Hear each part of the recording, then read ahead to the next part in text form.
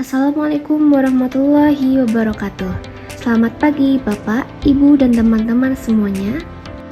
Pada kali ini kita akan bahas topik yang sangat dekat dengan aktivitas kita sehari-hari di perusahaan, yaitu sertifikasi halal dan sistem jaminan produk halal atau SJPH. Mungkin kata halal sudah sering kita dengar, tapi dalam konteks perusahaan, halal itu bukan hanya soal boleh atau tidak boleh saja, namun halal itu tentang proses yang benar, bahan yang terjamin, cara kerja yang bersih dan terkendali, serta komitmen kita dalam menjaga kepercayaan konsumen. Apalagi kita bergerak di bidang pangan, yang artinya setiap bahan yang masuk, setiap proses produksi, sampai produk sampai ke tangan konsumen, semuanya harus kita pastikan aman, bersih, dan juga halal. Melalui sesi ini, kita akan menyamakan persepsi mengapa halal itu penting, apa saja yang perlu kita perhatikan, dan bagaimana peran kita masing-masing dalam menjaga konsistensi halal di perusahaan. Semoga setelah sesi ini, kita tidak hanya paham secara teori, tapi juga semakin sadar bahwa menjaga halal itu adalah tanggung jawab bersama, bukan hanya tim QA atau tim manajemen saja. Bagi konsumen muslim, mengkonsumsi halal adalah suatu perintah Allah untuk menjauhkan diri dari maksiat dan juga ciri seorang muslim, yang artinya ini bukan sekedar preferensi, tapi perintah langsung dalam Al-Quran. Jika dilihat dari sisi bisnis, karena populasi muslim terus bertumbuh, maka permintaan pasar untuk produk-produk halal sangatlah besar, seperti tren wisata halal yang mulai mendunia. Untuk saat ini, Indonesia menjadi negara dengan populasi muslim terbesar kedua di dunia, sehingga halal menjadi isu yang sangat sensitif di Indonesia. Dari sini bisa kita lihat bahwa halal itu bukan hanya urusan agama, melainkan urusan kepercayaan dan juga keberlanjutan bisnis perusahaan. Konsep halal dan haram bukan berdasarkan opini atau asumsi saja.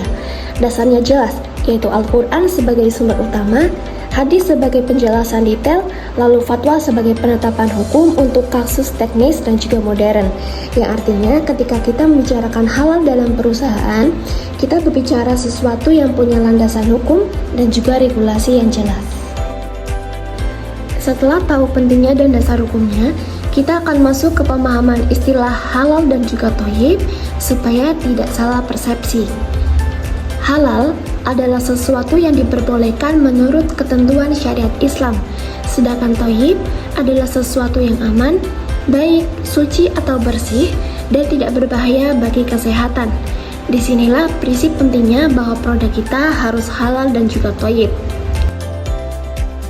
Setelah memahami apa itu halal dan thayyib, kita juga harus mengetahui kebalikannya, yaitu haram. Haram adalah sesuatu yang secara jelas dilarang oleh Allah.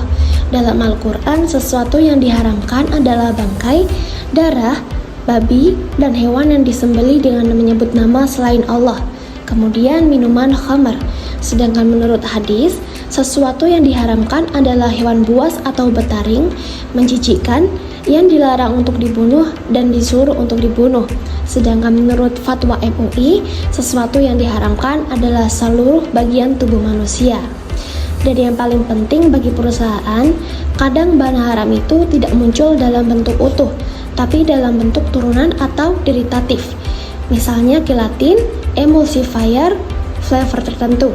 Maka dari itu, disinilah pentingnya pengecekan bahan baku. Tapi bukan hanya bahan yang perlu diperhatikan, ada hal-hal lain yang sering dilupakan dalam produksi, yaitu najis.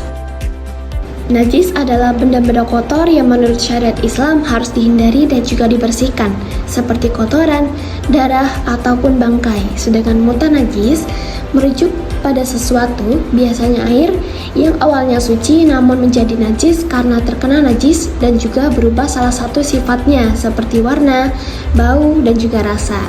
Atau air tersebut menjadi najis karena volumenya sedikit lalu kemasukan najis sehingga tidak bisa lagi digunakan untuk bersuci. Dalam konteks perusahaan, hal ini penting karena menyangkut kebersihan fasilitas, kemudian kebersihan alat produksi, proses pencucian, dan juga risiko kontaminasi ulang.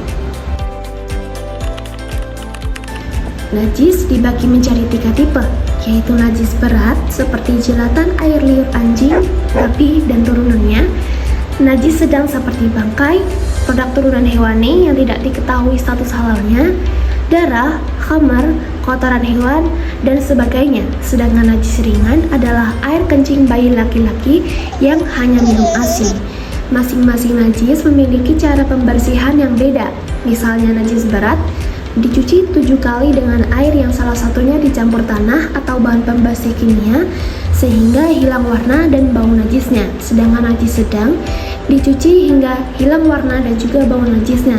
Dan yang terakhir adalah najis ringan, yaitu dengan cara dipercikan air atau dilap dengan lap basah. Hal ini penting karena bisa saja bahannya halal, tapi fasilitasnya terkontaminasi. Kalau sudah begitu, status produksinya bisa bermasalah. Setelah kita memahami apa itu halal dan thayyib, haram dan juga najis, kita akan masuk ke gambaran besar. Sebuah produk dapat dikatakan halal jika memenuhi 3 hal, yaitu yang pertama, bahan bakunya halal, yang kedua, fasilitas personel dan prosesnya itu terbebas dari kontaminasi haram dan juga najis, dan yang ketiga, sistem pengendaliannya berjalan dengan konsisten, sehingga dapat menghasilkan produk halal, yang artinya halal bukan hanya soal bahan, tapi juga soal sistem. Dalam kasus ini, sebuah minuman rasa jeruk dapat menjadi syubhat karena dalam produk olahan terdapat perisa atau flavor, pewarna, emulsifier, lecithin, vitamin C, dan juga asam sitrat.